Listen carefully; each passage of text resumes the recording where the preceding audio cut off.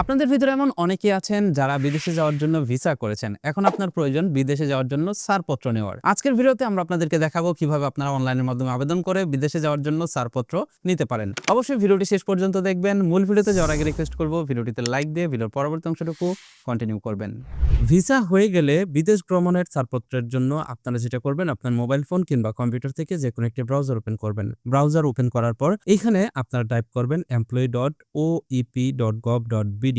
এই ওয়েবসাইটটিতে আসার পর আপনারা যেটা করবেন, এখানে আপনার মোবাইল নাম্বার দিয়ে একটা অ্যাকাউন্ট তৈরি করে নেবেন। অ্যাকাউন্ট কিভাবে তৈরি করতে হয়, এই যে এখানে এই অপশনে ক্লিক করে কিন্তু অ্যাকাউন্ট করতে হয়। অ্যাকাউন্ট কিভাবে তৈরি করতে হয়, বিএমএটি কিভাবে রেজিস্ট্রেশন করতে হয়, এই বিষয়ে কিন্তু বিস্তারিত আমাদের চ্যানেলে ভিডিও রয়েছে। সেই ভিডিওটি আগে দেখে তারপরে আপনারা এখানে বিদেশ গমনের ছাড়পত্রের জন্য আবেদন করবেন। অবশ্যই আগে আপনাকে বিএমএটি অ্যাকাউন্ট খুলে নিতে হবে। সেই ভিডিওটির লিংক এই ভিডিও ডেসক্রিপশন বক্সে দেওয়া থাকবে। অ্যাকাউন্ট করা হয়ে গেলে আপনার মোবাইল নাম্বার দিয়ে এখানে লগইন করে দিবেন। মোবাইল নাম্বার দিয়ে ওটিপিতে ক্লিক করলে মোবাইল ফোনে ওটিপি চলে আসবে। জাস্ট ওটিপিটি দিয়ে সাবমিট লেখাতে ক্লিক করবেন। এবার দেখতে পারবেন আপনাদের সামনে এরকম একটা ড্যাশবোর্ড চলে আসবে। এবার আপনারা যেটা করবেন, বিদেশ গমনের জন্য ছাড়পত্রের আবেদন নামের একটা অপশন পেয়ে যাবেন। এই যে দেখতে পাচ্ছেন বাম পাশে একটা অপশন রয়েছে বহির্গমন ছাড়পত্রের আবেদন, এই লেখাটিতে ক্লিক করবেন। এখানে ক্লিক করলে আপনি দেখতে পারবেন আপনাদের সামনে ঠিক এরকম একটা ইন্টারফেস চলে আসবে। দেখতে পাচ্ছেন এখানে আমার একটা ড্রাফট অ্যাপ্লিকেশন সেভ করা রয়েছে। তো আপনার এখানে কোনো কিছুই থাকবে না। আপনি যেটা করবেন, এখান থেকে নতুন আবেদন এই অপশনটিতে ক্লিক করবেন। নতুন আবেদনে ক্লিক করলে দেখতে পারবেন আপনাদের সামনে এখানে আপনার নাম, আপনার পিতার নাম, মাতার নাম এগুলো চলে আসছে। এইখান থেকে আপনি সিলেক্ট করবেন গন্তব্য দেশ। আপনি যে দেশে যাবেন সেই দেশ সিলেক্ট করবেন। সাপোজ আপনি সৌদি আরবে যাবেন, এখান থেকে সৌদি আরব সিলেক্ট করে দিবেন। এরপর এখানে অফিস নির্বাচন করবেন, বিএমইটি হেড অফিস। এরপর আপনারা দেখতে পারবেন এখানে সত্যায়িত।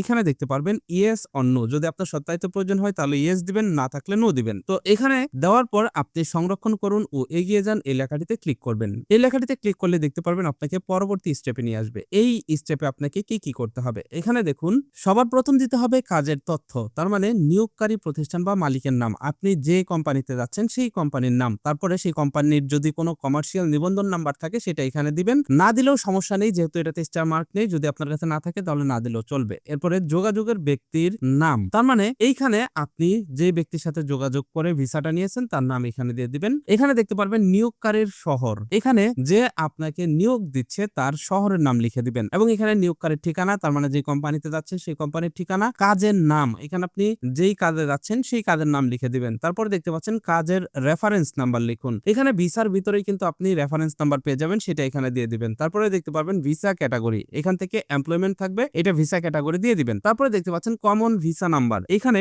ভিসার যে নাম্বারটা রয়েছে যেটা আপনি ভিসার ভিতরে পেয়ে যাবেন সেই ভিসার নাম্বারটা দিয়ে দিবেন। এখানে ভিসা ইস্যুর তারিখ, আপনারা ভিসার ভিতরেই কিন্তু ইস্যুর তারিখ পেয়ে যাবেন। এখান থেকে আপনি ভিসা ইস্যুর তারিখ দিয়ে দিবেন। তারপরে এখানে রয়েছে চাহিদা পত্র, আপনাকে কিন্তু একটা চাহিদা পত্র কালেক্ট করতে হবে। তার মানে এই কোম্পানি যে নিয়োগ দিচ্ছে তাদের যে সার্কুলার রয়েছে সেখানে একটা চাহিদা পত্র থাকার কথা। এটা আপনি এজেন্সির কাছ থেকে চাইলেই পেয়ে যাবেন। সেই চাহিদা পত্রটি আপনি এখানে আপলোড করে দিবেন। চাহিদা পত্র দেওয়ার পর দেখতে পাচ্ছেন এখানে চাহিদা পত্র ইস্যুর তারিখ। তো চাহিদা পত্রটা কবে ইস্যু হয়েছে সেই ইস্যুর তারিখটা আপনি এখানে দিয়ে দিবেন। তারপর দেখতে পাচ্ছেন মিশন সত্যায়ন তারিখ। তো এখানে সত্যায়নের যদি কোনো তারিখ থাকে তাহলে সেটা দিবেন, না থাকলে দিবেন না। মন্ত্রণালয়ের রেফারেন্স আছে, যদি থাকে হ্যাঁ দিবেন, না থাকলে না দিবেন। এরপর নিচে দেখতে পাচ্ছেন কাজের নথিপত্র, এখানে ভিসা ফাইলটা আপলোড করবেন, এখানে চুক্তি ফাইলটা আপলোড করবেন এবং তারপরে যে অপশনগুলো রয়েছে এগুলো দিলেও চলবে, না দিলেও চলবে। এরপর দেখতে পাচ্ছেন নিচে রয়েছে কাজের ধরন, এখানে দেখতে পাচ্ছেন প্রশিক্ষণের ধরন, এখান থেকে আপনি আপনার কাজের ধরনটা সিলেক্ট করে দিবেন। যদি আপনি সৌদি আরবে স্ট্রিট ক্লিন ওয়ার্কারে যান তাহলে এখান থেকে এটা সিলেক্ট করবেন। আর যদি আপনার এখানে অন্য কোনো ভিসার ক্যাটাগরি থাকে তাহলে সেটা এখানে দিয়ে দিবেন। এরপর এখানে দেখতে পাচ্ছেন আপনার বেতন কত,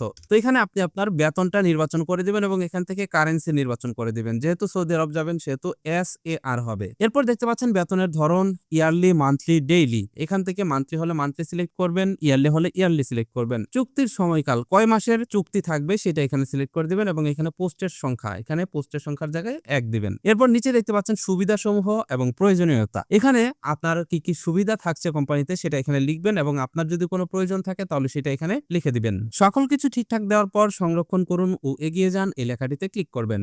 এবার আপনি দেখতে পারবেন কর্মীর তথ্য এখানে দিতে বলা হচ্ছে। এবার এইখানে আপনি দেখতে পারবেন কর্মীর তথ্য আপনার সামনে চলে আসছে। এখানে কাজের নাম দিবেন এবং এখানে কাজের কাজের ধরন, এখানে দেখতে পাচ্ছেন প্রত্যাগত কর্মী, এখান থেকে দেখতে পাচ্ছেন return with same passport, return with other passport. যদি প্রত্যাগত কর্মী থাকেন তাহলে এখান থেকে আপনার ক্যাটাগরি সিলেক্ট করে দিবেন। এরপর নিচে দেখতে পাচ্ছেন ব্যক্তিগত তথ্য, এখানে আপনাকে আপনার পাসপোর্ট নাম্বারটা দিতে হবে। পাসপোর্ট নাম্বারটা দিলেই দেখতে পারবেন এখানে সকল তথ্য চলে আসছে। তো এখানে যখন আপনি ফিঙ্গারপ্রিন্ট দিয়ে আসবেন, ফিঙ্গারপ্রিন্ট দিয়ে আসার পরে কিন্তু এই আবেদনটা করতে হয়। তো যখন আপনি ফিঙ্গারপ্রিন্ট দিবেন তখন কিন্তু আপনার পাসপোর্টে সেটা অটোমেটিক্যালি এন্ট্রি হয়ে যাবে। তো যখনই আপনি এখানে আপনার পাসপোর্ট নাম্বারটা এখান থেকে সিলেক্ট করে দিবেন তখনই এখানে আপনার নাম এবং আপনার সকল তথ্য, আপনার ছবি এখানে চলে আসবে। নিচে দেখতে পাচ্ছেন ভিসা ইনফরমেশন, এখানে আপনি দেখতে পারবেন ভিসা ইনফরমেশনের জায়গায় কিছু তথ্য আপনাকে দিতে হবে। যেমন এখানে ভিসা ইস্যুর দেশ, ইস্যুর স্থান, ভিসা নম্বর, ভিসা ইস্যুর তারিখ, ভিসার মেয়াদ শেষ হওয়ার তারিখ, দেখতে পাচ্ছেন ভিসা ও এনজাস ফাইল। তো ভিসা ও এনজাস ফাইল এখানে আপনি আপলোড করবেন, রেফারেল আইডি, স্পন্সর আইডি, এগুলো তথ্য কিন্তু আপনাকে কালেক্ট করতে হবে। এগুলো তথ্য কালেক্ট করে আপনি এখানে দিয়ে দিতে হবে। এবং দেখতে পাচ্ছেন স্টিকার আইডি, ভিসার যে স্টিকার আইডি রয়েছে সেটাও আপনি দিয়ে দিবেন। এরপর দেখতে পারবেন নিচে রয়েছে আপনি কি সরকার কর্তৃক অনুমোদিত হাসপাতাল, ক্লিনিক হতে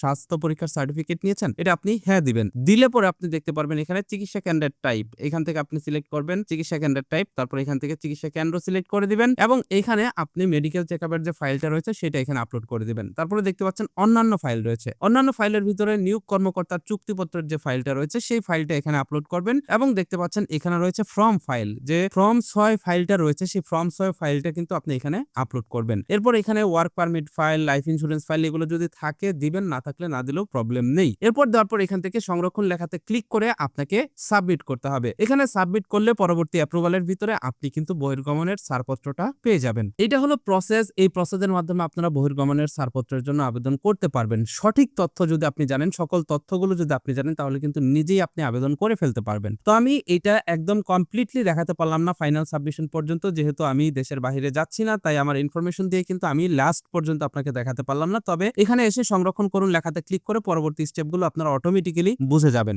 তো এটাই ছিল বিদেশ যাওয়ার জন্য ছাড়পত্র নেওয়ার প্রক্রিয়া। আশা করছি এই ভিডিওটি দেখে আপনারা নিজেই নিজেদের জন্য বিদেশ যাওয়ার জন্য ছাড়পত্র নিতে পারবেন। ভিডিওটি কেমন লাগলো কমেন্ট করে জানাবেন, সেই সাথে ভিডিওটি ভালো লাগলে বন্ধুদের মাঝে শেয়ার করবেন। That's it for now, take care, bye by.